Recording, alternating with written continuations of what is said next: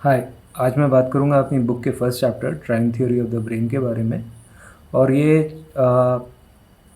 ट्रायन theory of the brain के evolution को explain करने के लिए एक थ्योरी है। इसे American neuro scientist Paul MacLean ने सजेस्ट किया था। और इसे ब्रेन को 3 पार्ट में इवॉल्व करते हुए बताया गया है।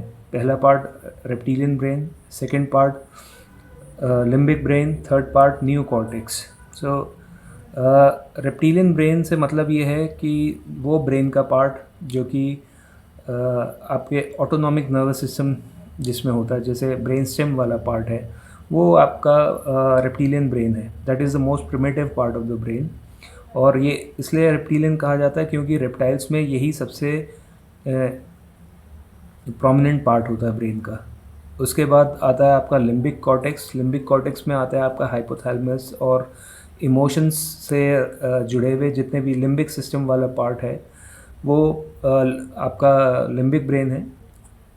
और उसके बाद आता है सेंसरी मोटर कॉर्टेक्स जो सबसे आउटर लेयर है ब्रेन की। तो कहा जाता है कि ये तीनों आपस में कम्युनिकेट करते हैं कि सिग्नल सेंसरी मोटर कॉर्टेक्स से लिम्बिक कॉर्टेक्स से ऑटोनॉमिक नर्वस सिस्टम पे जाता है और फिर वापस ऑटोनॉमिक नर्वस सिस्टम से लिम्बिक ब्रेन और लिम्बिक ब्रेन से सेंसरी मोटर कॉर्टेक्स पे जाता है।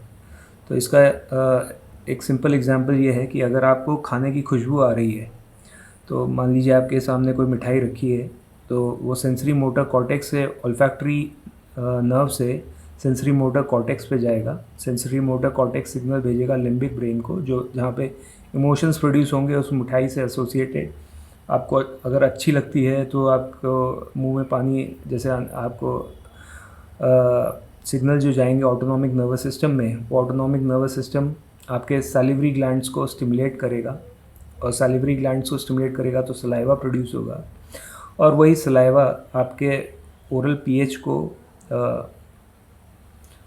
मेंटेन करता है और आप उस मिठाई को खाने के लिए आगे बढ़ेंगे। तो ये एक सिंपल सा एग्जांपल हुआ। एक क्लिनिकल एग्जांपल इसका हो गया कि जैसे जनरल एनेस्थीसिया है। जनरल एनेस्थीसिया में भी ये एनेस्थीसिया की 3 स्टेजेस होती हैं कि सबसे पहले आपकी सेंसरी मोटर लॉस होता है कि आप सेंसेशंस कम होती हैं, आपको मोटर वीकनेस आती है, आप हाथ पैर हिलाना बंद करते हो। थोड़ा और डीप जाते हैं तो पेशेंट अनकॉन्शियस होने लगता है जब उसका limbic part of the brain involve होने लगता है। और डीप एनेस्थीसिया होता है तो ऑटोनॉमिक रिफ्लेक्सेस जो हैं वो कंट्रोल फिर एनेस्थेटिस्ट को कंट्रोल करनी पड़ती है, जैसे कि पेशेंट का बीपी, पेशेंट का हार्ट रेट, पेशेंट का टेम्परेचर। ये फिर उसके कंट्रोल से बाहर होके वो फिर वाया मशीन कंट्रोल करना पड़ता है। तो ये तो हो गया मॉडर्न टर्म में, लेकिन इसके कुछ पुराने जो हमारे आयुर्वेदिक के कॉन्सेप्ट्स हैं उसमें भी इसका मेंशन मिलता है, सिमिलर कॉन्सेप्ट्स का।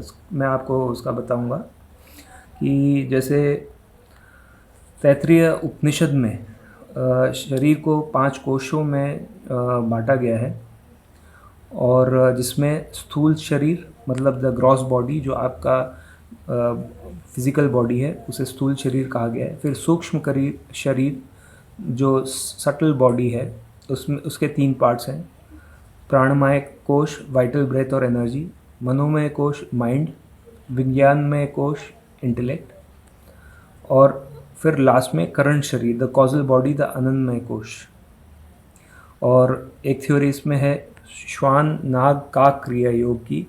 तो जिस तरीके से हम इसे रेप्टिलियन, लिम्बिक और न्यू कॉर्टेक्स में डिवाइड करते हैं, वैसे ही एक श्वान मतलब कि कुत्ता, नाग मतलब स्नेक, और काक मतलब कि कौवा, उस तरीके से एक क्रिया योग की भी एक थ्योरी है जिसमें सिमिलर तरीके से इसे डिवाइड किया गया है। और एक एग्जांपल मैं भगवत गीता से दूंगा कि भगवत गीता चैप्टर 3 वर्स 42 है, इंद्रियाणि प्रेहुर इंद्रियभ्या परम मना मानस tu prabuddhir yo buddhe partash tushav.